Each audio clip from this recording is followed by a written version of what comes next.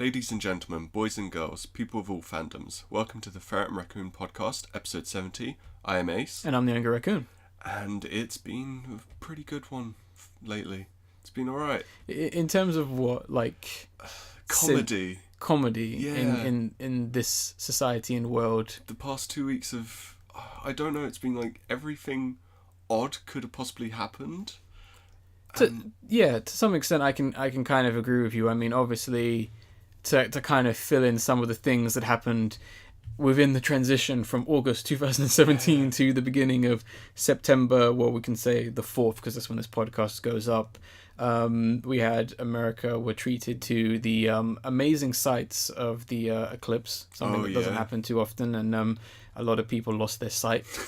Like Flat Earthers and President 45. Pretty much, and there was also some other, like, really concerning and also, like, messed up things like tornadoes and natural disasters in Hong Kong and parts of America, which is incredibly unfortunate, but hopefully everyone is okay, and it was nice to kind of see a lot of support going towards those people, and only those people, for the most part. Even seeing the little bats being saved from under the bridges, it was really sweet, and it's like, yay. Yeah, and we also had, like, the unfortunate situation of North Korea being a dick once again, and I will stress, for the most part, it's not the first time they've done such a thing. No. But at the same time, this is the first time someone has actually acknowledged the troll, which I find really dumb. Yeah. Given how long this has happened, and it's really dumb, really unfortunate. A lot of really funny things as well. Like, we had like the beginning and the end of two memes for the most part. We had the one which was the guy checking out the other person meme. Yeah, which just went.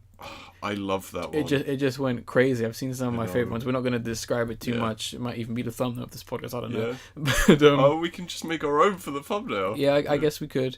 We had that meme, and we also have another meme which I like to call Death Note 2017, which not intentionally. Not made as a meme. No, I'm not saying it's of meme quality, but the nature in which it was discussed and like everything kind of surrounded it did essentially become a bit of a meme, and depending on what you think, good way or bad way. But hey, you can check out our thoughts on that a little bit later. Yeah. But just to clarify, when I said it's been so like a weird mix of comedy, it's just how shocking things have been, and I have this weird reaction to when something's shocking. I immediately laugh. Yeah. It could be something terrible, and I will, and it's not intentional. Yeah. So I mean, when you're watching Ghost in the Shell, you couldn't stop laughing, could you? No, I couldn't. To happen. I mean, people were confused in the cinema. They were like, "This ain't a comedy." But I digress. So, how have you been up to other than looking at the solar eclipse? I've been good. I had to get some glasses because of the solar eclipse. No, it's mostly been good. Bit relaxed. Been out in the sun a bit too much when it has been sunny, and I hate it. Oh yeah, it's evil. That was a bit ridiculous, I must say. Just bring up another eclipse. Get rid of that stuff. But other than that, I've actually managed to watch a shitload of stuff, and that's pretty good for me. I'm happy, and I think the first things, 3 films, the D films, as I'm going to say. The D trilogy. Or the 3Ds. The 3D, the first one being Dunkirk, being the Nolan film. Everything in it works. Yeah. But I feel like, like, I liked it. But it's I don't know how to describe it properly. I need like a long time to go through it. Yeah, you need to kind of like really ponder this one, maybe a second watching, perhaps just kind of figure out what exactly it is you mean for the most part, because meh is kind of hard to describe for the most part. But then there was The Dark Tower. Oh yeah. Which, oh boy, that was a comedy of errors, if I have to describe it small. There's been... Quick. So I guess we won't beat around the bush here. So obviously the Dark Tower has not done well in any kind of respect.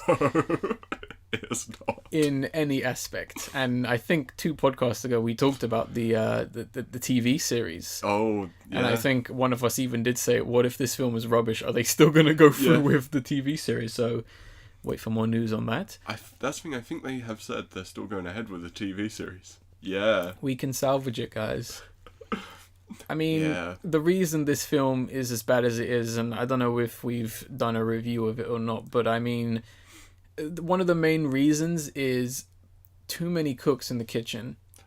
Yeah. And by that I mean both distributors, editors, and Stephen King all had a hand in editing and putting together this film. Yeah. And it got to the point where all these minds were clashing, and they all owned copyright over the film, to the point where, let's say Stephen King wanted a scene where A happened, Yeah. all of them would have to abide to that. Yeah. But at the same time, if this other studio wanted a scene where B happened, they would have to abide to that.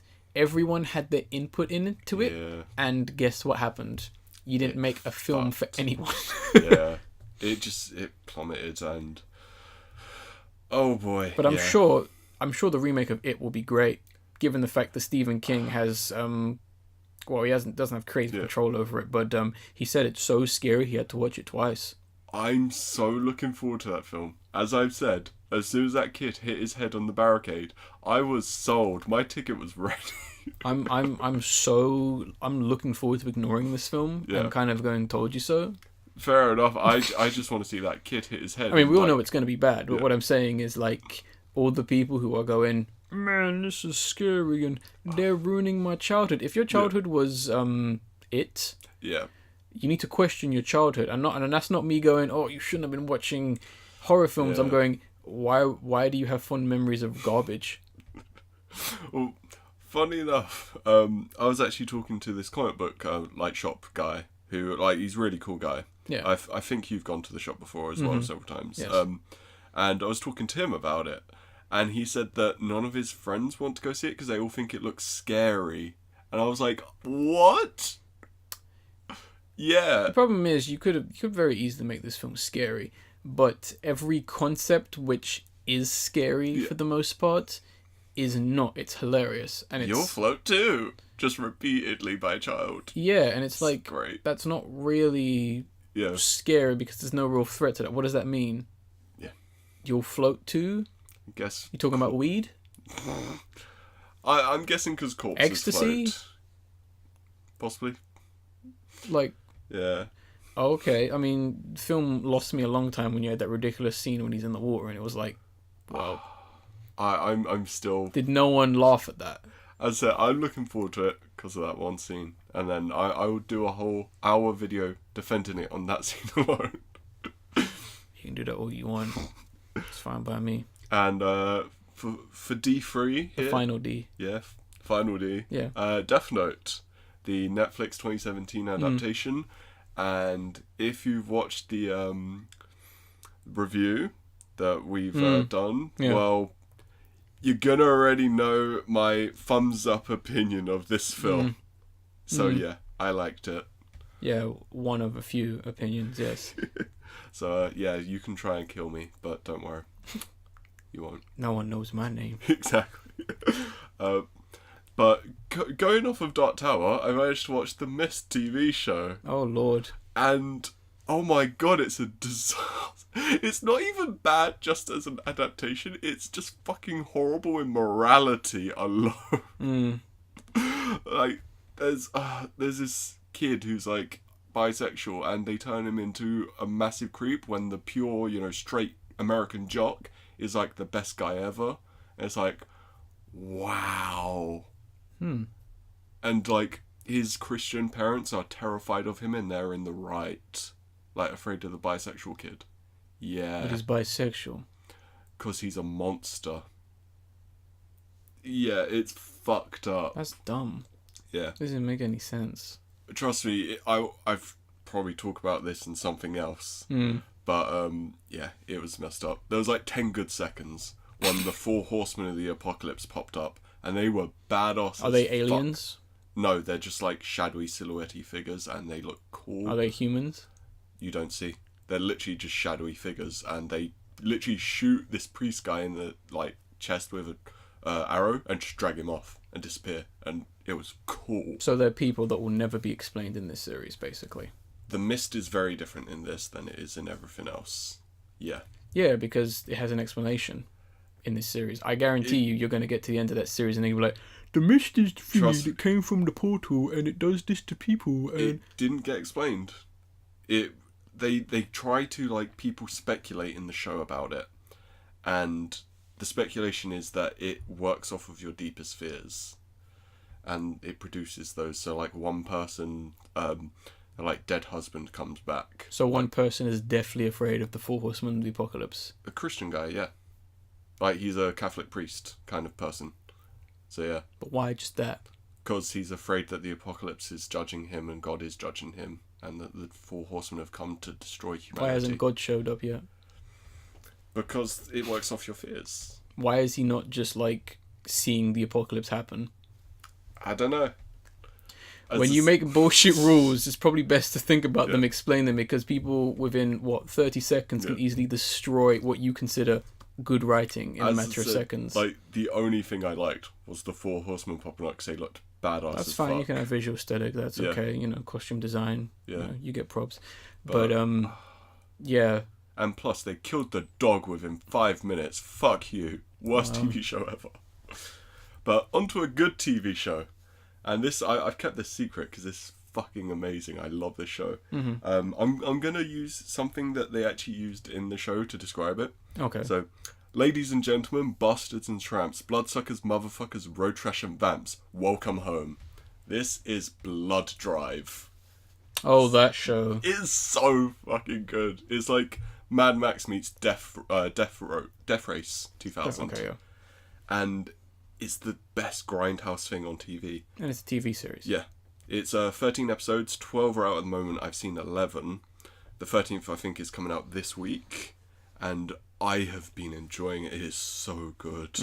And even the central villain, one of my favourite villains in a while. Never heard anyone specifically talking about it for the most part, which is kind of bizarre. Yeah, it's a sci-fi show. Too busy watching that Defenders. Yeah, I liked it a lot more than Defenders. Okay. Blood Drive is good, and the main villain, Julian Slink, he's great. That the actor or the character name? Character. Okay. The actor is Colin Cunningham, and he is great. Oh. Fantastic. Interesting. Yeah. And just watch it, guys. Just watch it. If you have the time. Yeah. What is it on Netflix? It's a sci-fi show. It's not on Netflix. Channel Sci-Fi. Excuse me. But yeah, if you can find it, watch it. If not, when it comes out to Blu-ray or DVD, get it. Yeah. I mean, wait for it in 2021 when it's finally released. All good TV series on channels and streaming services. Always delivering them on DVD as fast as possible. Yeah, so everyone can get to see them. Yes. Once they get cancelled because no one bought the DVDs. Still waiting for Daredevil Season 2 on DVD. I swear that came out. No, Season 1 did. I know that, but I thought... This year. I swear they brought it, Daredevil Season 2 3 months out after. No, they haven't yet. Okay. I was mistaken. No. Yeah, that's basically what I spent my time doing, and it's been an interesting motion picture medium for me. Oh, yeah. I can quite imagine. Mine was slightly less luxurious. I didn't watch too many films because I kind of burnt myself out on films last podcast.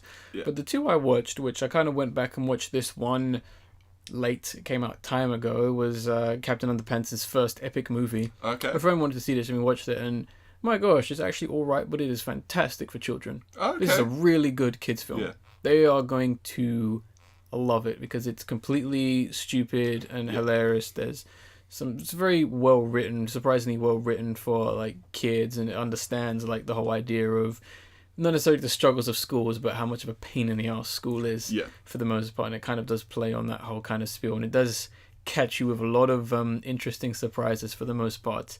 One being the fact that they made a joke about Ebola. Wow, are you shitting me? Yeah, damn. I actually did, and I was just and the funniest thing about that was that not only did the adults laugh, but the kids laughed too. Yeah. And I was just oh, that's interesting. But yeah, if you have kids and you want to just get them something to entertain them for an hour and a half, let them watch that film. It's, it's very enjoyable for kids, really good kids film. Not necessarily for my demographic, but I think that was one of those cases where it was specifically made more for the kids, and if the parents want to sit down and watch it's enough for them. Yeah. For the most part. I think my hairdresser actually said he took his daughter to see it and she enjoyed it. So yeah. It is a good film for kids. The next film I saw was another one which is kind of a late one, but I finally got to see it, was Your Name. Yes. As well. Boy, was this the most overrated film I've seen this year. Are you shitting me? It's not bad. Yeah. I just didn't think it was that great. Fair enough. To be fair. I'm like, it's fine. I just like the hype partly killed it for me, but at the same time, I don't think it's as strong as people say it is. Okay. Personally, because like I saw this before the hype. Yeah. And I loved it. Like the hype has not killed it for me, but I think seeing the film and seeing how people have talked about it. Yeah. No. Okay. It's like, no. Simply put, I not that I think that the film is bad in any way. It is fantastically animated, fantastically voice acted. I just think a lot of things just didn't personally work, honestly, in this film. And there's I think this film has a lot of issues, and I think the hype is blinding people possibly to some of those glaring issues, but who knows, maybe someone has addressed it, but I mean, I got very annoyed with like people's reactions, and I think even when I came out of the cinema, a lot of people were like, yeah, it was alright. Wow, fair enough. I was kind of surprised that it personally didn't work for me at all.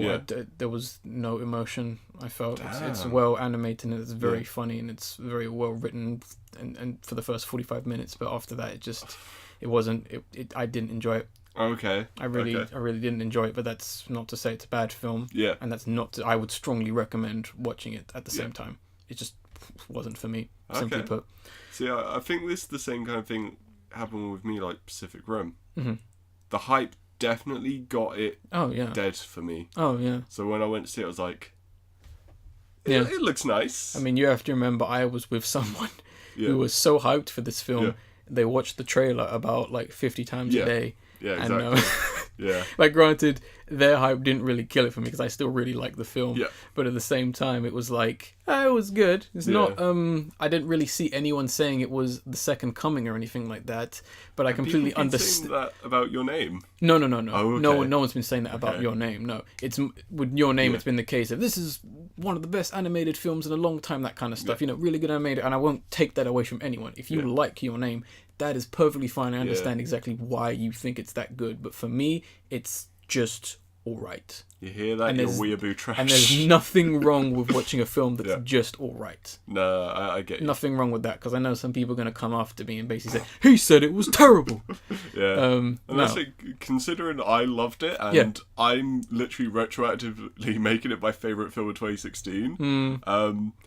Fine. Yeah, I understand. Yeah, okay. We'll have to see when it comes a few months time, but I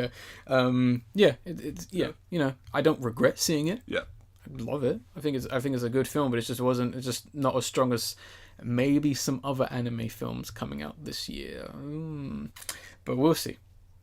It was a superior film to Napping Princess. No, I'm talking about the other two films that are coming out that are still to come, which are going to have reviews very, very soon, but we'll see. Okay.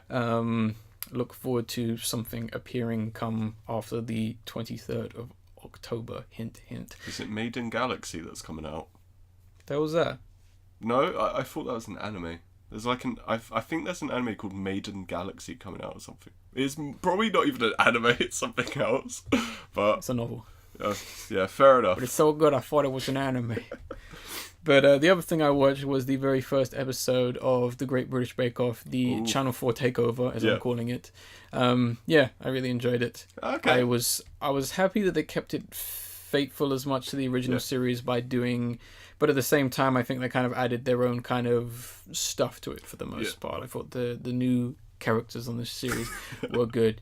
And I thought it was quite funny that they're kind of adding a little bit more comedy to it and a little bit more of a whimsical kind of like theming to it for the most part. But I really enjoyed it.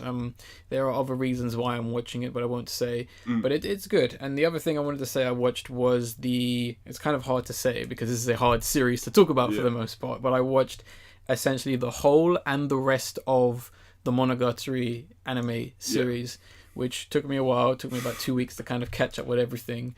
But it's very hard to explain what the Monogatari series is because it's a collection of stories within stories about stories about other things that I don't necessarily want to spoil, and it doesn't help that it's not in chronological order in any way. The novels are not in the correct order, nor is the anime. Right, okay. So I could tell you, go watch Ori Monogatari, which came out in 2015. Yeah. You won't understand anything, but at the same time you can watch the very first story, which is Kizumonogatari, the film, and you still won't really understand that much, despite the fact it's the beginning. Okay. Alright. But that's the whole point yeah. of the series in some sense. The author has obviously clearly mapped out the whole series to the point where he is able to write stories that fit in as the 6th story in 30 stories, but will make sense as its own, but not make sense depending on where you go. It's very confusing, but it's a very good series. And to put it very simply, it's essentially about a story about dealing with things of the unknown for the most part. Okay. And that's all I'll kind of say. But I would strongly recommend watching it however you want to watch it for the most part. There isn't really a right way to do so. So it's my way or the highway, guys. My way. But yeah, basically, really, really recommend that, boy. We had a lot of fun these last 2 weeks. Jeez. And on the previous podcast as well, if you hadn't heard that one. Yeah, that was a steamy one. Oh boy. Yeah, you can find that podcast if you want to listen to that long one. But let's get into some stuff which we've almost completely trailer filled for the most part. And the first trailer we have is one which oh boy, you know it's going to be a good / creepy film when the A24 logo appears. Yeah. And that is The Killing of a Sacred Deer, which it's kind of funny because I watched this trailer and I was immediately like, wait a minute. It's that kid from Dunkirk. Yeah, exactly. He's in this film. Like, his face is so recognizable. Yeah, Barry Keoghan, I believe that's the actor's name, just for the reference. This should hopefully help the film and hopefully help his career, because I think he could be a pretty good actor. Yeah. But yeah, this looks like it's going to be a pretty damn creepy and unsettling film, because we don't necessarily really know what's going on about it for the most part. I mean, it kind of has somewhat the staples, but kind of done in its own way, where we have like the girl singing a terrible song. Yeah. Not terribly, but singing a bad song. That is a bad song. Just for the record, guys. And you have these weird visuals of people's limp bodies moving around, and I'm just like, it has something to do with a disease or an illness that this surgeon is trying to cure. And obviously Barry's character is someone who's kind of involved in what's going on, and I don't want to spoil too much, because I think if the trailer's not going to spoil much, I won't either. I mean, the synopsis is extremely vague as well, but it looks fairly unsettling. I was going to make a joke there where it's like, is he searching for a cure for wellness? Oh no. But so yeah, the trailer was mysterious and interesting, but one thing threw me off a bit. What was that? And it's when it said it was from the people behind The Lobster, and I was like, oh. Yes, because the lobster is of a bit of debate. Yeah. Regarding its significance, I guess you could say. Like, I love the first half of The Lobster, and the second half drags it, and people are like, but it's the dichotomy of it. And it's like, okay, but it's the reverse. I didn't need the second half to already understand that. It worked so well. So fuck your shit. So I'm hoping it's better than The Lobster, is what I'm saying. I think it could be. Good. A24 are A24 are extremely selective with their films. If you looked at a lot of their films, them boys have some of the best films of this year. A Ghost Story, It Comes at Night, maybe this film. It looks like it could be very trippy as well, because of its very distilled, like, cinematography. Like, it's not really, I'm not expecting a monster to jump out and scare me, that kind of stuff. And also the poster is like really weird. Like, it's a little bit hard to explain, but the poster is literally an image of the doctor character like standing in a hospital room, and the rest of the background, where like the open window, it just stretches endlessly. That does sound like a photocopier, and you just drag it and it just pulls, and I'm just like, that's very cool. simple but very effective. Also surprised about the casting as well. You have Colin Farrell and Nicole Kidman being in this, which is wouldn't expect them to be in this supposed unsettling horror film, but obviously Colin Farrell was in The Lobster, so that makes sense. Yeah, and I don't think Nicole Kidman was, but I can't remember because the second half killed me. It's erased from my mind. I had to remove it. Yeah. But yeah, I'm looking forward to this. Hopefully I can get some kind of screening. I know A Ghost Story is kind of loosely in screenings, but we'll see what happens with that film. I've heard nice things about it. But I've heard nice things about a lot of films coming out this year, because film is making a comeback. Especially the less big blockbuster films. Yeah. Which is going to be a discussion later in the series of these podcasts. But let's move on to our second trailer, which is kind of sticking with the horror theme. It is Halloween horrifying. came early, yeah, to some extent. So, Boo 2, a Madea Halloween. Now, this trailer terrified me. I honestly think this is going to be the scariest horror film. If you are like very susceptible to horror films and being scared, don't even watch the trailer. Yeah, be careful. It's a link in the description and download link and all that. Be careful. Yeah, but obviously, I don't think we can keep the charade going. No, of course not. It's much like Tyler Perry. Yeah, exactly. It's another one of Tyler Perry's, like, I don't want to say cheap, but I do. No, it is cheap. Yeah, Tyler Perry cheap movies about the character of Madea. This is the 10th Madea film. Fucking hell. Getting close on James Bond there. But I think it's obviously doing it's a sequel to the first one. I haven't seen the first one. I don't even know anything about that one. But it looks like it's trying to be more self-aware of horror. I don't think it is. There was one scene that made me think it's trying to be self-aware, but it's still not doing it well.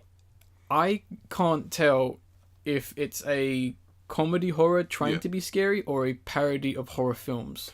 They could be doing all of that, but I think they messed up. Yeah. Because I can't tell. It should either be one or the other. And I don't think they know what they're doing. Yeah. Because I could at least imagine the first one was them just trying to do a joke horror film. I don't know. Yeah. Then this one, at least to me, that one specific scene, like, why are they all going to the party, people get killed or something, that made me think it's a parody horror. Yeah. But then you have, like, these weird cutscenes of people possibly actually getting killed or implied, and you're like... Yeah. I found that funny, though. No, it is funny in an unintentional way, but at the same time, it's like, are people legit dying in this film? I hope so. Or is it, is the ending of this film going to be... there was a killer, but there was also a fake killer, and he was just trying to pull a prank, or, but the twist was actually really was the real killer. I can't tell. I don't know. It's very, and the old school grindhouse poster that this film has doesn't help either, because I haven't seen that either. It's hard to tell. Yeah. It's fairly well done, but at the same time, it's like, is this a horror film or is this a comedy film? Are you making fun of horror? Or are you legit trying to be a horror film with comedy elements? It's extreme. I can't tell. I can at least tell one thing. What's that? Out of this, we're going to get another really good Cinema Snob video. Oh, you think? Yes, because even Tyler Perry knows Cinema Snob, talks about his films, because he even acknowledged him during an interview, and he actually said, "Hi, Cinema Snob." So... that's going to be cool. Get another Cinema Snob vid. It should be. I mean, at this rate, I was just so shocked that there's even a Madea Halloween 2 film. Because at this point, they're going to become the new Saw Paranormal Activities, where you just get one every year at this rate.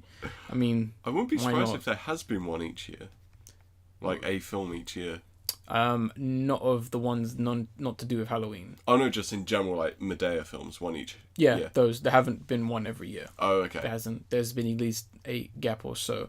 Huh? But I mean, the problem with this film is they have the perfect opportunity to essentially be original and kind of like parody horrors and be inventive and do all that kind of stuff. But at the same time, this killer just looks so budget. Like, if that's legit a killer or someone trying to scare someone, you can't scare them with that. Because it's nothing. I'm going to slightly defend them. Because I like being contrarian to everything. That will get you nowhere, my friend. I know. It might be the point that it looks budget. But then I don't know. Why treat it like it's a threat? Because that's where you get bad comedy. I don't know. I mean, this film looks like it was on like it looks like it was shot within 2 weeks and it was on a budget of £1,000. Yeah. And it's fine. You can I've seen more impressive films on less than that. Yeah. With more creative monster designs. I mean, everything from Neil Blomkamp's series was made on a super low budget, and that stuff has turned out to be pretty damn freaking cool. Yeah. So yeah, you can take that, and if you aren't watching the Oates series, and you love sci-fi horror short stories, please do. Yeah. Simply put. But yeah, I mean that's 2 Halloween films for you. Although Madea comes out in I think it actually comes out September or early October. So. Oh, it's trying to frighten people early. Yeah, I mean, no one releases horror films during October anymore. You have to be stupid to do that. No. Isn't that right? Stephen King's remake of It. Wait, isn't that not coming out in October? It is coming out in September because it's scared of Stranger Things. I didn't know. I swear it was coming out in October. Maybe in England, but in America it's coming out early September because they are terrified of Stranger Things. This is fun. And I'll bet you any money that's the legit reason why. Because they know they will get slaughtered because no one will go see it. Everyone will sit down for 6 hours and watch Stranger Things season 2 instead of It. Or they want to see that Jigsaw film. Or the Jigsaw film, perhaps. Yeah. I wouldn't be surprised. I think the It film is scared of everything, and they should be as well. I mean, you have 2 flops already. But you have that kid. He hits the barricade with his head. It's unless they expand on that scene, that film can't be saved with that one scene, I'm afraid. That scene is going to be 10 minutes long, and it will all culminate to that one point of him hitting the head, and it'll be the best scene in cinematic history. I wouldn't put it past petty filmmakers. Surprised it isn't a trilogy. Well, they'll probably do a sequel of them adults if it sells. Yeah, enough. there is next year, like January, the perfect time for horror films. Yeah. I mean, every horror film that is released during January, just you know it's super scary and you know it's gonna sell well, so of course you're gonna go see it. Like Underworld Blood. Was it Blood Wars? I can't even remember. Underworld 12, yeah. Yeah. And The Bye Bye Man, the scariest film of 2017. I forget the film exists. Everyone does. And moving on to our next thing, which is kind of ish scary to some extent, but it's not like 100% like, scary themed for the most part. Okay. And that is going to be the teaser trailer for the new Netflix animated series Big Mouth, which is coming from creators, let me see if I can find their name, Nick Carroll and Andrew Goldberg. Yeah. Which is interesting because the series is actually based on their childhood. And Netflix really been building up that original animated series collection over the last 2 years. Big time.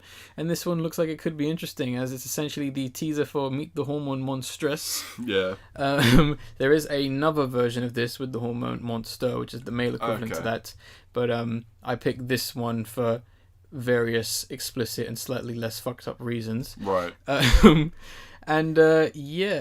This looks like it could be pretty funny and pretty messed up. Given what the cartoon is going on about. I mean, I don't know what the show's about. Yeah. There's ghosts and monsters and demons in this about 15-year-old kids. Yeah. And it's like, okay, I'm in. I mean, what is it? Andrew Goldberg wrote for Family Guy, so yeah. We'll see. It could be good. But I'm really liking this series. I really do like the look of it. There is another creator on the team, and I'm pretty sure her name is like Jessica or Jennifer or something. Yeah, there's like I can't remember 5 creators and 5 co-creators. Yeah. I decided to pick the 2 main guys it's actually based on. But I think my only issue is I literally don't know what it's about. There's this like one concept that I've seen so far. I didn't even know there was the like hormone monster. Yeah. Because I only saw this one trailer. So I weren't sure what they're doing. Is it all about this girl and her? And then I'm like... And the boy. And there's a boy, which is... Yeah. Because I thought it was just this girl, and I was like, you got these 2 like 30, 40-year-olds writing about a teenage girl going through, puberty? It's like, what? Well, it's based on the co-creators, that's the thing. But at the same time, it's kind of where it's really weird and messed up and, somewhat original concept kind of comes from. Because I think, given this exact scene, I think maybe some kids could have done with or without a monster basically tell them about what adult life is going to be about, which is an incredibly interesting scene given the fact that the Monstress and Monster, I believe, are going to be main characters in this series. It's hard to tell. Not much is known about this series. So you're in every right to kind of go, I have no idea what's going on in this series because all we know is about these two guys' childhood. But it should be interesting. I really do like this whole scene. Yeah. If the series is kind of about stuff like this, very weird, not like too weird, but like kind of odd things, I think it could really work in a good Family Guy kind of way, whether it's just like a talking dog and a talking baby, and here's the monster that hangs around with me all the time. Yeah, you can see that. You know, I think that could really work. I mean, I love the Monstress herself. I think she's pretty funny design. I love her voice. She's a Saturday Night Live comedian, which is quite funny. I particularly like I think it's very funny as well. I particularly like the line where she's talking about listening to Lana Del Rey and cutting up your shirts. Oh, because it's quite funny because that's exactly how Lana Del Rey's music manipulates people. So fair enough. I thought that was quite funny. And goes to show that it is coming from some level of understanding of childhood, have it be in modern day times. So this show could be very strong, and I do like the art style with the actual big mouths, and it's just general weirdness. I think it could be strong. Yeah, we'll just have to see what happens. It starts like end of September, so who knows? Definitely going to need to see. Just what putting it's it about. out there because I know there's probably people who might like it. Yeah, which is fine. Next, well, we're actually shifting gears big time. Yeah, shifting mediums. We're talking about games. Oh my god! So there was like kind of some conventions happening. Yeah, I forget which ones. I can't remember what the other one is, which this one showed up at. But right now, as we're doing this, PAX is happening. It's like 1st till the 4th. Gamescom. Yeah. Gamescom, Gamescom, yes. And then Penny Arcade Expo is happening now. Yeah, who cares? No, I'm joking. There's actually been some good indie games shown, so yeah. I am joking. No, I was joking. But so hey, you want to talk about this one? I thought you were doing this one. I'll talk about this one, sure. So we have BioMutant, yes, which is a game that came out of freaking nowhere, for the most part, which is very rare for a game to happen. Like, granted, the news of it dropped like literally like 3 hours before it was announced, and that was only because people were like, oh my god, THQ Nautic and some people from the whole Just Cause series, they're possibly making a new game. Maybe here's what I think it looks like. It was that kind of deal, and then obviously it turned out to be what it actually was, and we got this pretty awesome CGI trailer where you see like this like weird mutated animal like character running around, and he's got a gun, he's got a sword, and he's fighting this big other thing, and you're just like, what is going on? I don't understand that. And it's like, I was watching, I was like, this is interesting. Just need to see some gameplay, of course. Yeah, exactly. Need to see some gameplay. And then they were like, I got you, bro. Dropped you that gameplay. Dropped you a ton of gameplay. It was literally like a day or two after, and it's like a nice 15-minute chunk or something. Yeah, and I was like, all right, I'm sold on this game. Yeah, it looks really fun. Looks like it's got a really good idea, and a lot of the shit, because I was reading into some interviews and stuff, and some good stuff in there. So it's like, well, you don't have to go this way. You can just go over there and do plot over there instead. I mean, it's kind of got a bit of a combination of Devil May Cry and Mini Ninjas, which I think is kind of cool, with like a more cartoony, playful style. Maybe not necessarily in the whole like realistic world, but how it kind of like plays with the powers and bams. Yeah, that kind of stuff, and the kind of silliness of like, like characters dying. They're like, that kind of stuff, and then creatures trying to drown you. Really, really weird stuff. Because I mean, we need more like third-person shooter hack and slash platformer games. Because it's a very odd kind of subgenre, if you want to call it that, and it just works, especially with those aforementioned games in this one. I will say two things, and this is my only real complaint. Oh yeah. So the first one is when they introduce like enemies and stuff. It basically stops the game and it goes to a cut thing, and it's like cinematic of them, like the enemy, and it's like, all right, whatever. That's just something that really annoys me in games in general. Yeah. Okay. And the other one is the narrator. Yeah. Same here. I can't stand narrators in any game. They frustrate the fuck out of me. Yeah. My only guess is that their intention when making this demo was, no one knows what the hell BioMutant is. Yeah. Let's put some narration just so people know what the hell is going on in this demo. Because I believe that demo was playable, I believe. Yeah. I hope that's true. I think that was the case because it was suspiciously strict to the point where I think even people who don't necessarily hate it like you would say that's annoying. Yeah. Because that was really annoying. But at the same time, in the concept of a demo, I think it's fine. I don't mind someone going, oh, you can do this, you can go there, because you wouldn't know. Yeah. You know, the narrator could say, oh, you can actually blow up. I wouldn't know that. Yeah. You know, it's fine without any kind of like tutorial, especially a game I've never seen before. Yeah, exactly. I think, although I do kind of think there might be a narrator in this game, I don't think it's going to be that heavy. I think what will probably happen in some sense is it will either be completely removed or toned down to the point where the narrator only ever goes, right, we're in this town. Yeah. Apparently John's here. Let's go find him. And then that's it. You may overhear him when he's like, oh, you know, like, oh, there's someone. I think there will be a narrator only because I think an accompanying character with the main character can talk, and I think that might be that character, right? From what I understand, but I don't think it's going to be that heavy-handed. I think, if anything, beginning when you get to a new area, every now and then, I don't think it's going to be non-stop because that would be dumb as hell. If it's that heavy, the game is going on mute. I did that to Bastion because I got so fucking pissed off. Oh gosh, that game went on mute. Yeah, it was irritating. Yeah.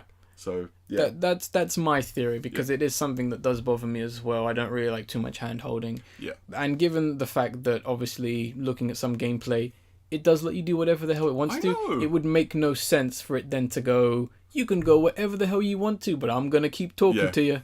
I'm going to tell you whatever the fuck to do now, so listen up. That's not the point. And also, given the fact that the creative, the director of the game himself was like, I'm more about like gameplay and actually you just playing the game. Exactly. I think it was lit because, I mean, no disrespect to the person who did the voiceover, it's not the greatest work ever. Yeah. So it was just temp. Well, that's, like, I thought his voiceover was fine. Yeah, it's fine. But, it's temporary. Yeah, I've got nothing wrong with the voice actors themselves. Like, same with Bastion. No. He did a terrific job. Guy has a smooth as hell voice. But it just frustrates me. Mm-hmm. So, yeah. We'll see what happens. This game hopefully isn't coming out very soon because it's got a little work to do, which is fine. Obviously, it's still early days. It's very early days, but from what it looks like, it could be pretty good. Definitely one to watch for next year, maybe even to 2019, depending on how long they want to go through with it. But next trailer we got a lot of trailers for good games. Yeah. And I don't care if you're gonna scream. I was gonna, we not talk about this. Guess what? We talk about good games. Yeah. The only time we talk about bad games is when they're so horrible it's funny. Exactly. Destiny. Yeah. We're not talking about Destiny because Destiny's dead. So this time we're talking about My Life. The Good Life. Good Life. Welcome to The Good Life. So this is by Swery, obviously behind Deadly Premonition, which is one of the best games ever made, and I'll hear nothing wrong with it. Hey, you shut your mouth about that Deadly Premonition, you hear? Yeah, so there was a kind of trailer that they showed, and it was like a mixture of artwork and live action stuff. Mm-hmm. Going through the whole premise, you're in this weird town, there's an investigation thing going on, but at night everyone turns into cats. Because... just because Swery. Yeah, we don't get a lot in this trailer, but it is kind of interesting to kind of see where they're going with this game for the most part, because it is a really cool concept of you solving a murder, and at night, for whatever reason, everyone turns into cats, and I presume that's where another unique mechanic where you'll be able to essentially solve the mystery as a cat and go to places you couldn't do as a human and that kind of stuff. A little bit of backtracking and that kind of stuff, which is pretry cool. Yeah. There is I think we need more kind of games like this, like Ghost Detective and Ghost Trick. Excuse me, and all those other trace memory and stuff like that, which I guess is maybe where it's coming from for the most part. So I do what I always do when I see a trailer without gameplay. I say, where's the gameplay? Then I googled, 10 hours ago they released a gameplay video. Okay. Which I didn't have time to send to you before I left, so I'm going to send it to you after, and then you can put it in the... We will put it in the link in the description if there is gameplay, just so people can see, but obviously as of right now we can't really talk about it. But obviously I did manage to watch it before I left. Okay. So the art style is actually really nice. Is it reflective of the art style in the trailer? Kind of. It's like more isometric polygonal. Oh, cool. And it looks really nice. Oh, nice. Obviously, it's early days. Like Yes, of they course. literally say it's like alpha or beta. I Yeah, don't know of what. course. Things can change. Yeah, and it shows you going around town and everything. And one of the things the character complains about is like needing money. So I'm assuming there's some sort of life management sim bit as well. Possibly that would make sense. Yeah, kind of like in Deadly Premonition. Maybe you turn into a cat and like find some money on the ground and stuff like that. Or you might have to do some odd jobs while investigating or something. So like photographing for people. That would make perfect sense. Yeah, and it just looks really fun and playful. And one thing I loved is, for some reason, your character just getting on a sheep and riding it through town. You can just do that. It was so fun. And as a cat, just climbing on, rooftops and stuff. It was like, yeah. Like they do. Exactly. Cats are everywhere. Yeah. So after seeing the gameplay, I'm like, yeah, okay. Promising, yes. Yeah. It looks like it's taken the bits from Deadly Premonition that they probably couldn't expand upon for a studio thing. Really defining it a little bit more original for the most. Even D4 was sweary doing whatever the hell he wanted to. Yeah. Because some madman gave this madman a lot of money. But and I mean that in a nice way. Yeah. So obviously this game's being funded on through Fig, another like similar to Phoenix Point, which we talked about previously. So obviously if you want to fund it, go on to Fig, help fund it. If you like what you see. Exactly. It's up to you. Game's coming out regardless. Yeah. Hopefully. Yeah. Oh, it should be. Yeah. Got its goal for the most part. So yeah. Just have to see. Yeah. Next trailer, we're sticking with the 3 good games. And that is going to be Travis Strikes Again, No More Heroes 3. Yeah. If you don't know about No More Heroes, you didn't have a Wii, simply put. Yeah. Because it's one of the best games on the Wii. One of the best games to come out in the last, 10 years period. Yeah. And it's coming from probably one of my favorite creators and game directors, being Suda51 from Grasshopper Studios, and it's going to be on the Nintendo Switch, and I couldn't be happier to finally get a trailer for this. Once again, just a CGI trailer, but knowing the whole history of the No More Heroes series, I can kind of imagine how the game's gonna play out, so it's not too bad for the most part. But the trailer was this awesome exploitation grindhouse anime-inspired action samurai cowboy fight scene with this really cool cel-shaded kind of like darkly lit cel-shaded effect, which is pretty damn cool to kind of see that style kind of get more general just style and design added onto it. And it was I mean, if you've never seen the series, this trailer alone sets up the tone of what this game is perfectly. Every aspect just goes, this is the game. Unlike some other trailers where it's vague as hell and you're like, what do I do? Like, what is this? Yeah. What kind of genre is this? No one's watching Travis Strikes Again going, this puzzle game looks good. Yeah, you know? exactly. But so obviously I was a little confused when the trailer first popped up. It's like, why is Hotline Miami in here? Yeah, that was interesting.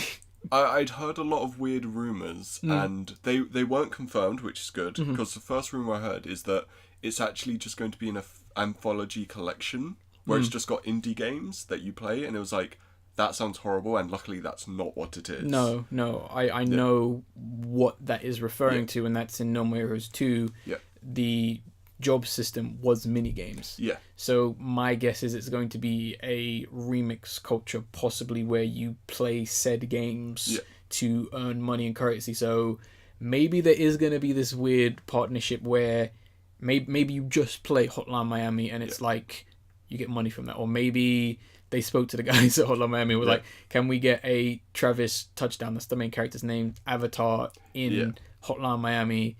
And Shovel Knight's kind of been confirmed in the game as well. So I don't think like they wouldn't waste money on a trailer for that. They would just write out and say, oh, it's Travis Collection Anthology. Yeah. Just fine if you want to do that, whatever, but just keep them separate. Give me a new game. Give me that. So I looked at some interviews for some clarification as well.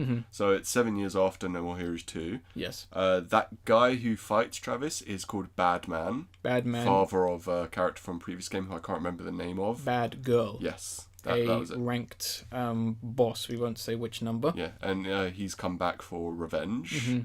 And apparently through the game you're going to be going through video game worlds. At least from what I've read, I might have misinterpreted that. So almost like Captain N-ish. Yeah. With this guy kind of hunting you down, apparently. I might have got that wrong, so, grain of salt. I think that's the beginning of the game. Yeah. Because they don't want to spoil anything. They've never spoiled anything past the first. They with all 2 games, they've always said, this is the first guy you fight. We'll give you everything about this guy.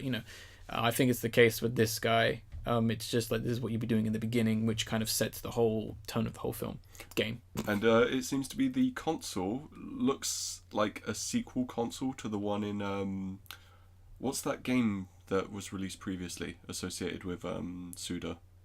The one with like death with a skateboard. Let It Die. Yes, because there was like the Death Drive or something in that, and it's like the Death Drive 2 in this game. Nice. That's a nice tie-in. And it's the first game that Suda has directed in a while. Yeah.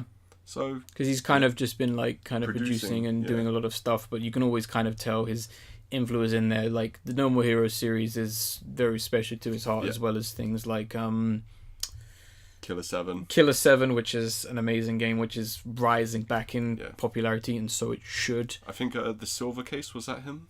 I think that was before Killer 7. Possibly. Because he hasn't worked on too many games, because there was kind of like he worked on Michigan Horror Reports, which Michigan Report from Hell. Report from Hell, yes, which is a freaking bizarre as hell game. Like, I can't love it. No, I'm not saying it's bad. No. It is amazing, and it screams Suda. But obviously, he's kind of been, kind of doing some stuff. But I think it is kind of honourable that Nintendo's like, we want you back to do like another one, because I think secretly he kind of saved the Wii. Yeah, a little bit. He kind of saved it. So they kind of owe him for the most part. I think this is exactly what the Switch needs. I mean, just in general, more games, but just to be like, Travis Strikes Again, third person action, blood, and So this is like the third game for the Switch that I'm interested in. Yes. You got Zelda, Mario, and now Travis. It's looking good. Yeah. Looking good. No real release date, but I mean, the other things I want to talk about real quick being the design of this bad man. Yeah. Which just this beer belt and mask, like he's coming from some kind of anime, and the baseball bat, and I was just like, all right, that's a character. Yeah. That's a character right there. That's some design right there, which is pretty good. And the other thing I wanted to question was how exactly this game is going to play. From what they said, it is going to be similar in style to the previous ones, like action. I would imagine that, but I'm talking about mainly the controllers. Yeah. Because given the first game, your katana beam sword was the one Wii U stick. Now with having 2 controllers and 2 hands... Yeah. Like, are you doing 2-handed sword style? Are you going to have your other hand to, I imagine, obviously to move, but melee or punch or maybe something else? Block, perhaps? Or they might have found a way to adapt it so you switch styles or stances. Maybe, yeah, because, I mean, in the second game, you had, like, the dual-wield, katana beam. So, who knows? We'll see. I cannot wait for this game. This is probably my most anticipated game for the Switch. I am buying this game regardless of whether I have a Switch or not, because it needs to be added to my collection. Yeah. And, another exclusive that kind of makes everyone go, oh. Yeah. Well, when I say that, only other one person is going, oh. Yeah. But we're going to stick with Nintendo, aren't we? We are. We're, Nintendo, just, they like staying in the news a little bit. It's just a tiny little bit. I mean, if you think about it, they're the only games company that is in the news. Yeah. I mean, one of them just seems to avoid anything, and then the other one's just, they're like, here's some games. Here's another game. Yeah. It's like, alright, cool, that's another game I want to play. It's alright. Cool, add it to the pile. Yeah. Got a backlog now. But, so Nintendo's Miiverse is shutting down, which, it's been from the Wii U, and it was on the 3DS. 3DS to it's in some incarnation on other systems like Switch as well. Kind of, though it's not the Miiverse specifically. Yeah. And considering they're shutting it down, they kind of be a little thing of put your last message up, Put your funeral lines. It is very sad, and at the same time, there's no real reason has been given. Yeah. Like, there's no official statement. They're just kind of shutting it down as of like the 8th of November this year. And I think there's no real point in shutting it down. I mean... Wait, the 8th of April? No, November. Okay, I was about to say, like, it would have been closed by now. But yeah, there's no real point, and I don't get it. Like, I mean, it's provided a lot of entertainment for a lot of people who are able to capture said things from, like, the main social network hub, and the main culprit being Splatoon, which, I mean, it's kind of given so many great insights to people's lives for the most part. One of my favorites, which is quite a recent one, which I do love, which goes as, I don't know what a furry is, but I like everyone's dog picture. And I was like, stuff like that is perfect. And another one being, one of my other favorites being, Megan is a cow. The fact that some kid Megan. just blasted their possible sister, mother, whoever, and just wrote on Miiverse for everyone to see, Megan is a cow. And I'm sorry if there are any Megans listening. We're not obviously talking about you, but damn. Yeah. The power of the Miiverse. But before it goes down, you've got to put up your message. Last message, guys. Come on. Yeah. I mean, it is... And leave Megan alone. Yeah, leave Megan. Come on. She did that one thing, but come on. She's gotten better since then. Come on. Give her a chance. Exactly. Oh, boy. But yeah, that's more like a mention-y kind of one because, like we said, there's like hardly any news to this, but it's kind of like an announcement. Get it while it's hot. We'll probably try and remind people on the podcast close to that just in case. If there are any avid Miiverse posters and users, do so. If you are incredibly sad about this passing of a social network, you can let us know as well. We'd actually be very interested to hear if anyone actually has a little bit more to this story. You can email us at via the podcast at our email address, raccoonplusfriends@gmail.com. You can find it in the description, find it everywhere. Let us know if you're sad about this. Also, you have any funny comments and posts you've seen? Yeah. Because I've seen some bizarre stuff. Definitely send them our way. And let us know. We would actually like to see. Yeah. But final section, which actually leads into our discussion. Yes. Which is going to be an interesting one. Ace, you want to cover? Oh, no, I was covering this one. Excuse me. And that is going to be that the YouTubers known as H2H3 Productions have essentially won their lawsuit case, which has been going on for a year and a half now over some really dumb stuff. And that is not on their part. That is on the person who is suing them, which I don't feel deserves to be mentioned. If they're not going to mention him, why should we? Exactly. Because forget them. And so essentially this has been a very important and positive victory for copyright and content creators, not necessarily just on YouTube, but on the internet as it's all, because this is a pretty serious case where two people were going to court over fair use and copyright over some really dumb stuff. And it is pretty good that they have come out on top because guess what? Freedom of speech still exists and there is a copyright law that says, put in place. Yeah. I'm so happy they actually won the court case. But the main reason I want to bring this up because everything you need to know is going to be in the actual video link itself, link in the description and the download link. You can go watch that, kind of get educated in some sense and kind of understand everything because there'd be no point in us really explaining what they just said. And the one thing I did want to say is I find it very interesting that YouTube did nothing about this. Yeah. They didn't help or intervene in any way. Even comment on it at all or try and resolve the situation at all. They were just silent. This could have, here's the thing, not to get grim here, this could have been really bad. Yeah. If they had lost that lawsuit case, I could go and start suing anyone I wanted to right now. And given that case lost, a pretty big YouTube and pretty popular big site lost, I could be getting away with big time murder. Yeah. I don't like the fact that YouTuber has an opinion. Get rid of him. Yeah. I mean, I think the worst thing is, the best thing is, it's literally protected people being able to criticize others' work. Yes. Because it's transformative. And now, if there's another legal case like this can be used as an example of how it's gone before. Yes, and evidence. So it can be thrown out. And some way of actually preventing this because it does get pretty scummy regarding higher ups abusing their power. There are film studios and distribution companies that are abusing this power big time. Yes, it is. They've got our footage. Well, they're not using it transformatively, appararely. Yeah, granted, there are people who are illegally uploading films and music. Yeah, fuck those people. Yeah, exactly. They're arseholes. But at the same time, when your actual intent is, I don't like the fact that he said that bad thing about our product, let's get rid of him and silence him. That's wrong. That's called abusing power, and and they know that YouTube as itself is broken in that copyright system, and they can get away with it. Which brings us to our discussion, and that is simply titled "Let's Fix YouTube 2017." The reason why it's bracket 2017 is because we're probably going to be talking about this come 2018, 2019, and won't talk about it after that because YouTube will be dead by then. Yeah, possibly. Simply put. So yeah, YouTube is really messing up their own site now. It is getting...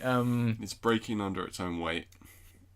Incompetence, I would say, because my goodness. And it's really sad because a lot of the issues the site is experiencing are extremely easily resolved by a common person who has very little knowledge of how these complicated matters work. So basically, we decided that we're going to essentially provide some help to YouTube and try and fix some of these issues, as well as providing some new alternatives for the most part. So let's kind of run through the current situation of YouTube real quick, in case anyone is not aware. So let's go with, let's say, one of the biggest offenders, the advertising content ad revenue system. Essentially, there are people on YouTube who make money from the videos they make and upload, and that's fine. If you're making some creative and interesting stuff, whatever, do what you do what you want to do as long as it's honest. But at the same time, YouTube has made some kind of weird radical shift to essentially add nonsensical rules regarding how you make ad revenue off said videos, to the point where it is next to impossible for anyone to actually make money off on YouTube via ad revenue. Yeah, it's...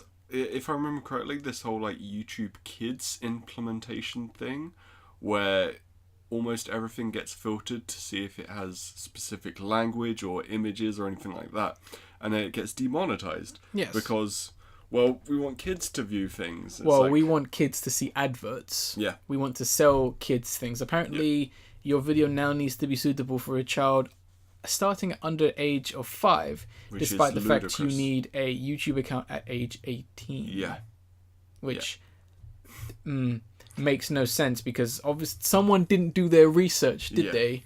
And given the fact that it goes beyond just, swearing, violence, sexual themes, it's going to the point of, that's controversial, that's political, you're a critic, and we straight just don't like you. To the point where people are getting screwed over big time. And there are YouTubers who have millions of subscribers, make millions of views, who are completely 100% now funded on things like PayPal, because and Patreon. Because YouTube has just decided, your stuff's not worthy. Oh, you're talking about politics? Well, we don't like that. YouTube is a safe space. We don't like everyone's opinion here. You need to have a opinion that aligns with our opinion.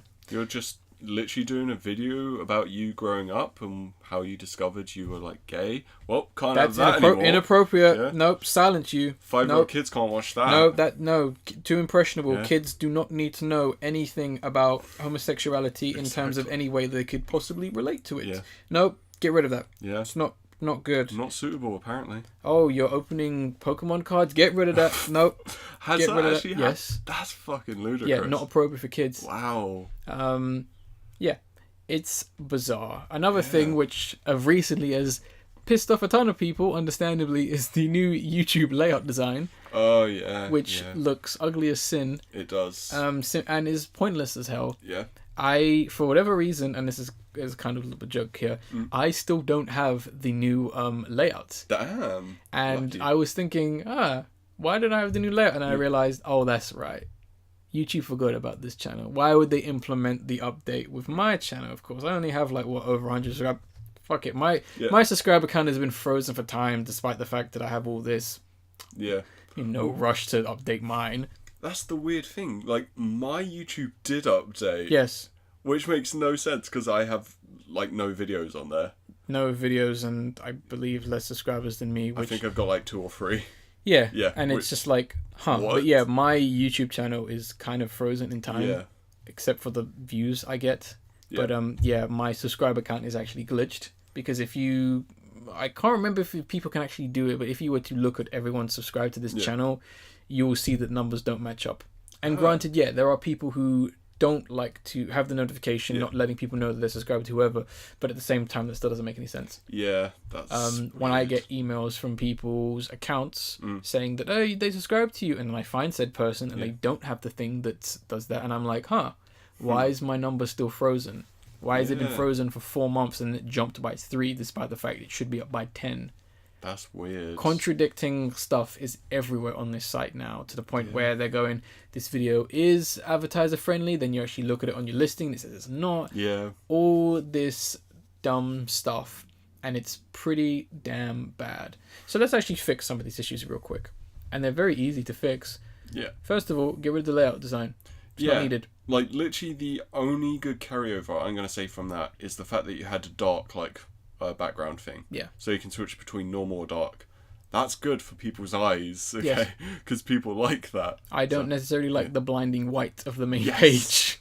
I hate that on every website. Give people options. Yeah, exactly. Get rid of that. Regarding the whole copyright content system, you have messed it up so bad to the point I don't even think you understand it yourself. Yeah, like, it really doesn't make sense, and you'd think they would understand fair use law. They don't. Given the fact that it's only just Google, you would think they would understand those kinds of stuff, but no one cares. No one works at YouTube. So I propose this. Get rid of it. Get rid of the copyright content ID system. Scrap it and reinforce the original one. Yeah. I don't understand what was wrong with that. People could hardly abuse that.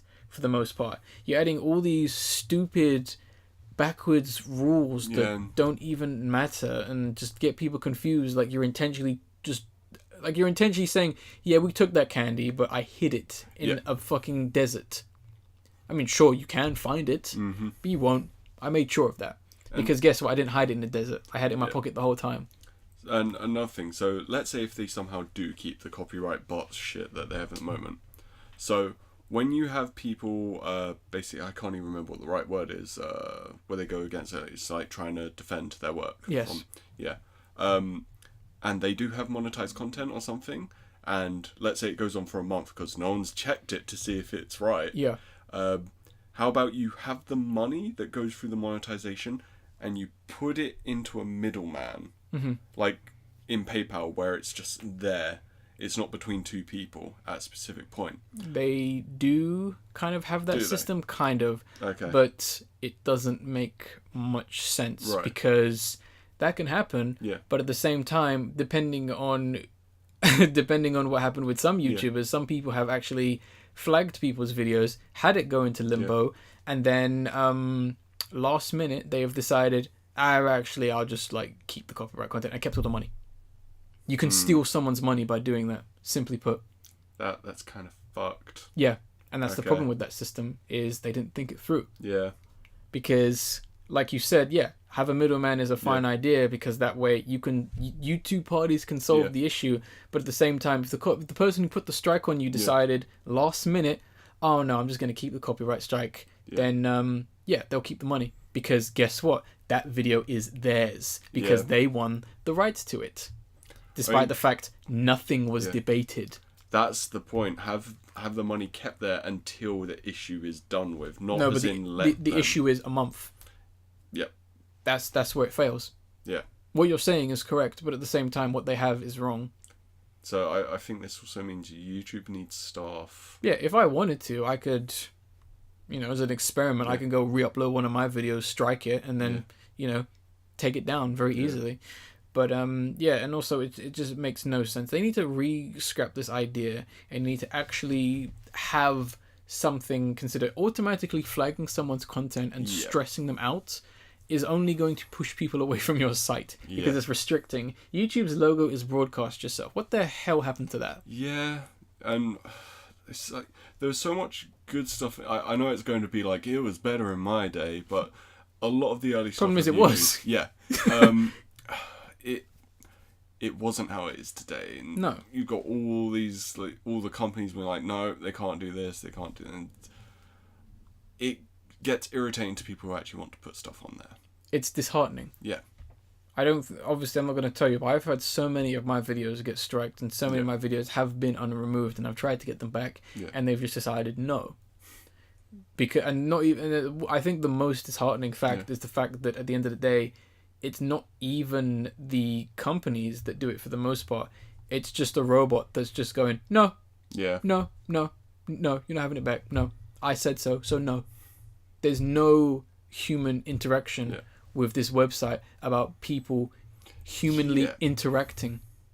You need actual people staffing it so they can see the issues and not necessarily just someone watching every video and all that kind of stuff. You can have an AI kind of keep things in check. I get that. And but then at the same check time, what's notified by the AI. But at the same time, when you just have a robot going, that's copyright content, remove that, destroy that, get rid of that, and adding stress on people who are perfectly fine with having content of theirs being re-uploaded. The whole video game community is 100% fine with Let's Playing and video game reviews, to the point when that actually happened, they were like, contact us, we will remove it.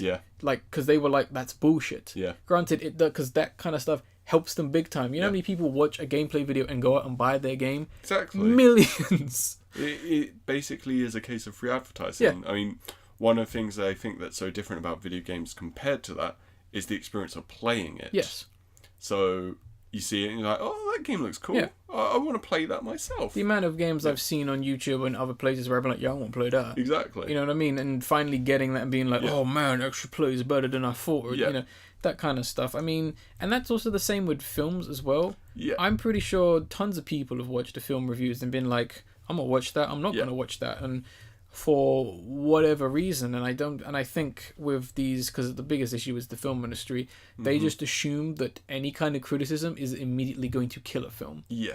And that's not the case. They need to understand that no matter what happens to a film, someone will watch it and someone will talk about it. There is no such thing as a film that has never been seen. No such thing. Simply put, I can make a review saying the new Stephen King It film is the worst film of all time. Millions of people will still go see it. Exactly. And millions of and a few people within those millions are people who watch that video. Simply put. And they need to understand that freedom of speech actually exists. A lot of powerful companies want to get rid of that, and they assume that the first step is the internet/YouTube. It's massive control over the internet people want, and massive control over people. I understand the logic of if you keep the people stupid, you keep them under control. But at the same time, I think it's a little bit too late for that now. People have become too wise to it. People have become too interconnected, and you trying to limit that isn't going to work. For what reason? Just simply profit. I mean, literally... Like, that's all it comes down to, is we want to make a little bit more money. I think people are starting to realise the problems with capitalism, because it's literally... It causes this greed. That's a symptom of it. It causes this discussion, Yes. Like, when they're like, oh, they're taking our money away because they're doing a review, but we want the money. And going to flag everything and get their money taken away. You know, you kind of think you think about these people and it's like, have you not stopped to consider that this person who is making a video on your said review might actually like it, might actually want more people to watch it, has obviously, hopefully, spent money on it. They have given you money out of their wallet. It's different if it's a scumbag reviewer who's illegally downloading everything and being like, oh man, this film's so good. You know, take that guy down. But you're always going to get those in... It's just an unfortunate thing that happens. YouTube needs to wise up and realise that they are being taken advantage of, and they need to kind of actually realise that they are the forefront of the bigger picture, being the whole censoring of the internet and charging people more money for being on certain sites, being what they're trying to do with internet providers. Google doesn't seem to realise that, because Google doesn't know where the hell it stands. Simply put, because if that thing gets passes, Google's fine. Not going to affect them at all. Simply put. But at the same time, it's going to affect a lot of other people. You'll see websites die. You will see people lose jobs. I think YouTube would die. YouTube is dying, and it's going to be dead in the next 2 years if they don't fix this big time. Because then you'll just have people going on to like free, like, like video sharing sites that will pop up. Or making their own website. Yeah. Or VidMe, which is like the actual, which is where a lot of people are right now. Or I think really that's what it's broken called. at the moment. It's not good. I'm aware of that, but at the same time, if they fix it, sure, they fix it, then they need to put a lot of money into it to get it viable. Oh, of course, yes, but at the same time, if they fix it. You other people. I mean, I think the funniest one. There was one called PewTube, like PewDiePie, but Tube. It wasn't made by him. It was just made by other people, and it was like to stop being censored by Google. And people uploaded a video of the Soviet national anthem, and it got over like 15,000 views, and it was the top video on there, and they deleted it.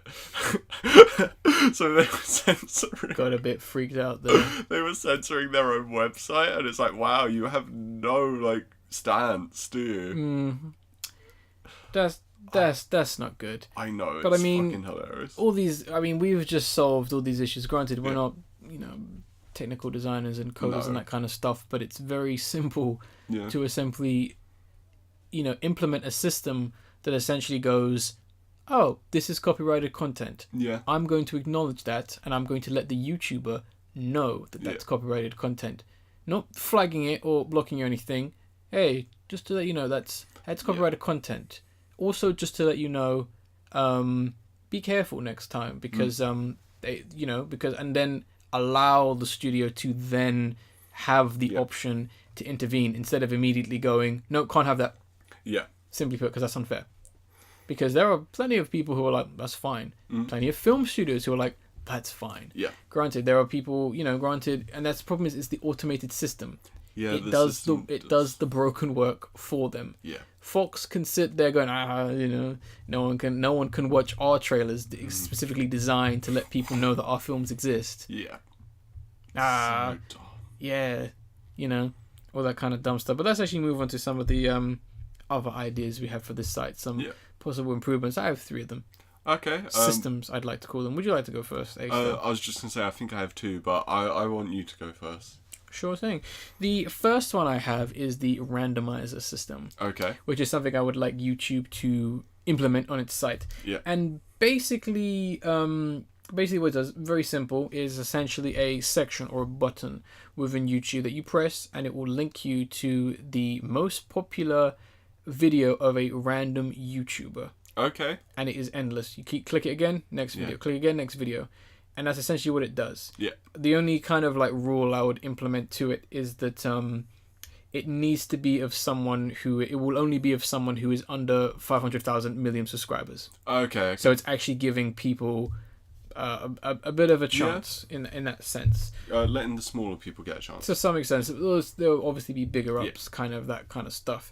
The next one I want to do is the promotion system, which is one I kind of really like the idea of. I know it is my own idea, and I'm like, oh, I like my idea, but, whatever. And that is basically, it's kind of like a prize draw. Okay. So basically, every month or so, you can select one video to go under a category within YouTube, like, gameplay, animation, makeup, travel, explore. You can put it into this prize draw, and it might be selected. And if it is selected, that video will be the first video for 1 month seen whenever someone clicks onto YouTube's homepage. That is going to be the number one video for gameplay, that, for 1 month. And obviously it's going to be under the whole kind of like under, I'd say maybe like 100,000 to some extent. Giving other people a chance to actually get their content out there. And the third one I'm going to call, which is the one chance system.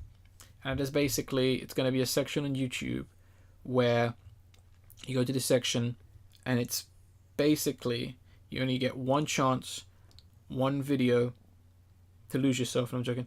And I thought you were going to go there. To essentially, you're going to get one video that can be put on there from your channel, and that's your only chance to promote yourself, and it's only going to be there for a little bit of time, but that is your one shot. You can never do it again.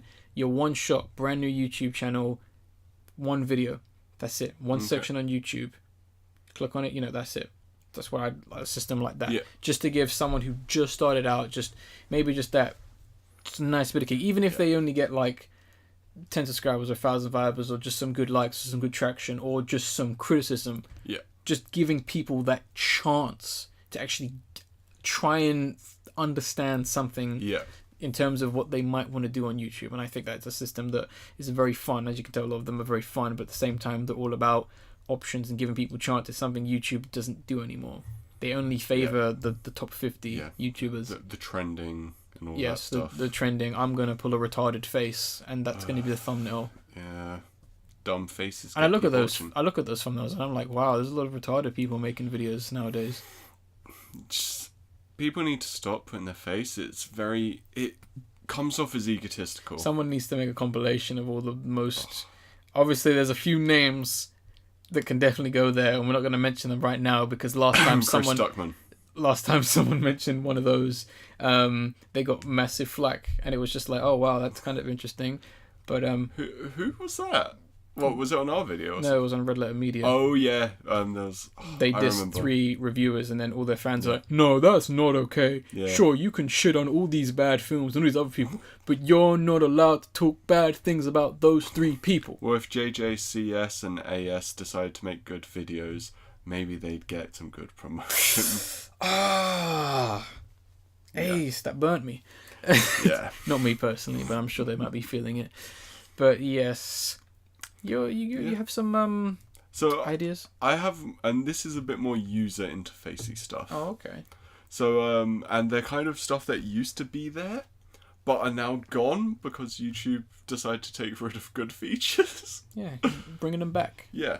So definitely the first thing would be they on your subscribers list. You used to be able to categorize them in folders. Mm-hmm. So you could put like, let's say I want to put the best friends and like Brad or something into a gaming folder, and then I'd have someone else for like film reviews or something. Yeah. Just so I can organize it nicely. Mm-hmm. Now they had that up until like 2015 or something, and they just disappeared. Yeah. And that pissed me the fuck off because I'm quite OCD to a lot of things. So it irritates me seeing like 60 YouTube names just in a line. It's like, no. Yeah. Oh, who's this? I don't remember this image. Oh, Yeah. they changed their avatar picture. Yeah. And they're not in the gaming folder, so I forgot. What do they do? Yeah. Why am I subscribed to this person? Exactly. And on top of that, I'm going to say, on their, like, your actual list of videos of, like, you know, someone's uploaded a video, that kind of stuff. They used to have it where if you put hide, then that video was gone from your subscriber box. Mm-hmm. So if I've watched it, then I'll put it on hide, so it's not there anymore, so new stuff can pop up. Yes. If it's like a month later, there's going to be a massive backlog all the way down there of all the stuff that you've already hidden, but they just popped up. Before, you could put like hide, and then let's say you've watched every video that's been out, and it'd be nice and clear. It'd be Yeah, it just won't empty. say anything. Yeah. I loved that, and they got rid of that as well. Yeah. So it pisses me off again. I've seen you on a couple of occasions very neatly and calmly just kind of do that, which is, you know, I'd imagine that is very therapeutic for you and others. It really is. But getting rid of that feature just makes no sense. I know. And it probably goes back to the whole fact that the suggestion section is just so broken because I don't know if anyone else experiences this, but particularly with mine, it's all videos I've seen. Yeah. And you can vouch for me, it's videos I have watched maybe once or countless times. Yeah. And yeah, sure, I do listen to songs and other stuff repeatedly for the most part, but that doesn't necessarily mean I want to listen to it again. Exactly. for the most part. It's recommendations, it's suggestions. Yeah. Suggesting to me to listen to the song I just listened to isn't really a suggestion or recommendation. Yeah. It's a glitch. Which also leaves me, so like, this one I just thought of like during that second because I have another one. Mm-hmm. If YouTubers could like put suggestion, like, so the suggestions will pop up based on what they've like said. It's like, yeah, this would be cool. So let's say Mother's Basement suggested a bunch of Digibro videos, so they'll be in the suggestions list. So because they're related or something like that. Mm-hmm. So it's based on that YouTuber's what they think you might like. Yeah.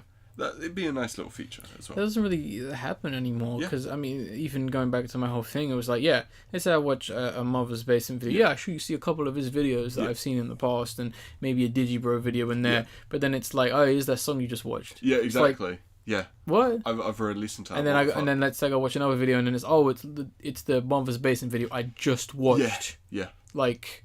What is wrong with What? this? Do you want me to favorite it or something? Like, like what? Yeah. And my final one. This is something I liked, but it was so horribly abused. I know why they got rid of it, but this is where I'm gonna fix it. Okay. Right.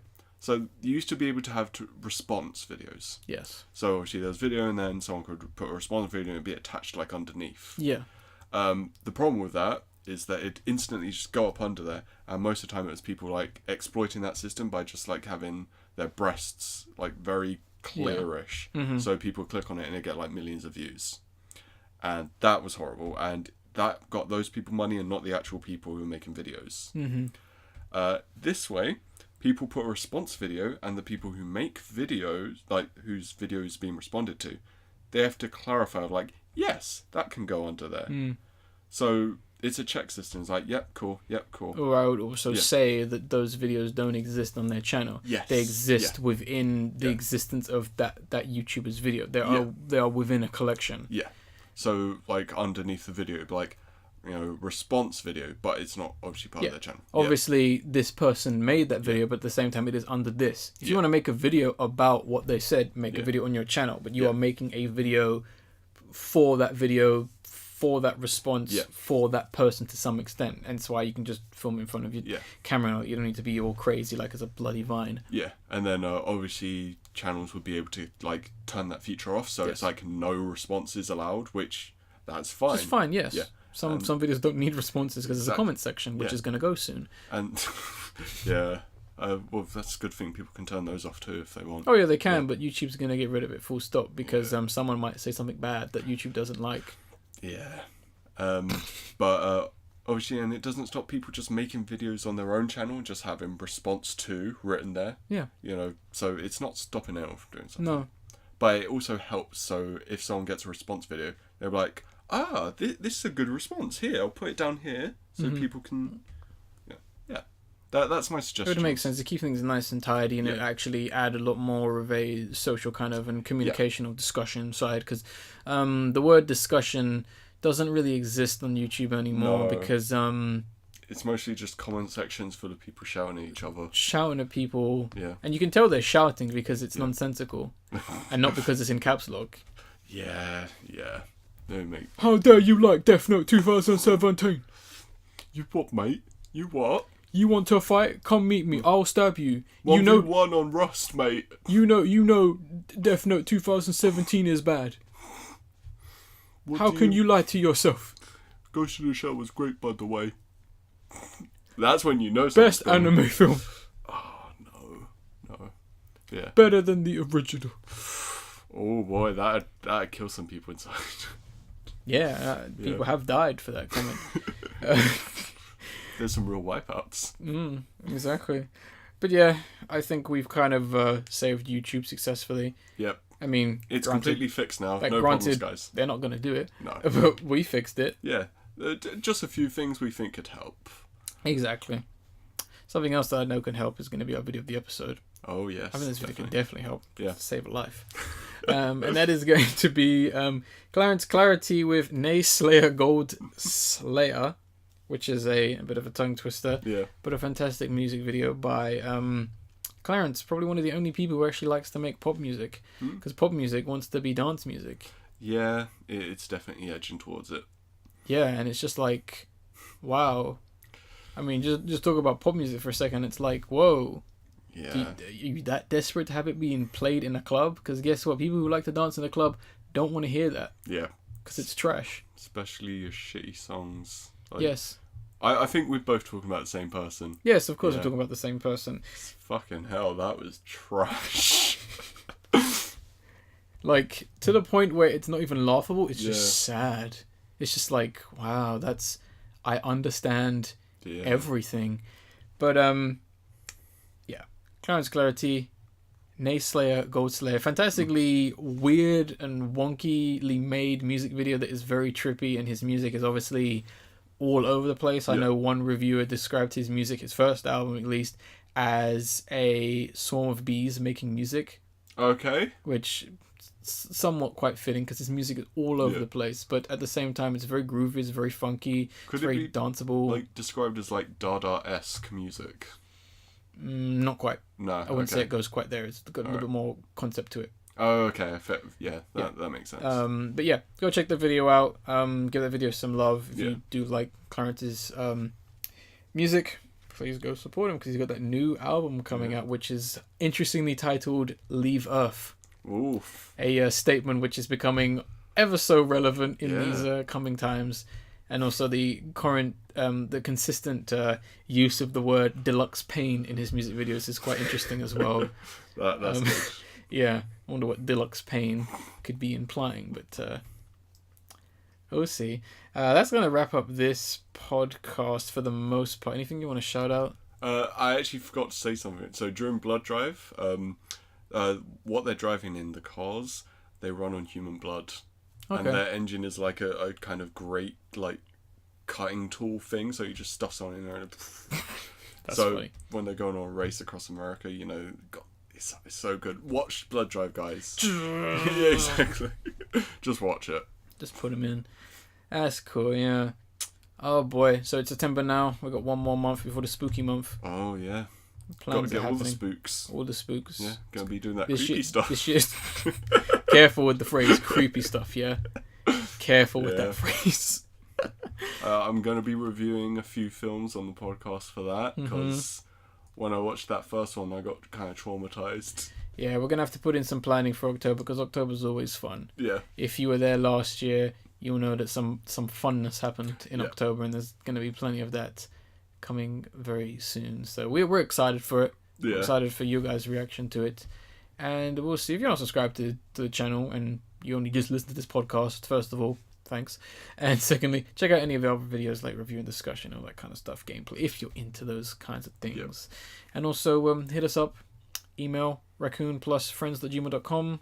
That's going to be in the download link, and the YouTube and all that kind of stuff. And let us know if you have any questions or whatever.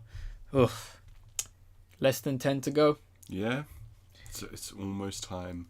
It's almost time, but we still have some time to wait. Yeah. I guess I'll end this podcast like I always do by saying I am the Angry Raccoon. I am Ace. And we will see you on the next podcast. And I did learn the Latin goodbye, but then I forgot about it, so I'm just going to say goodbye, guys. Breaking tradition. Exactly. Oh well. Alright, laters, guys.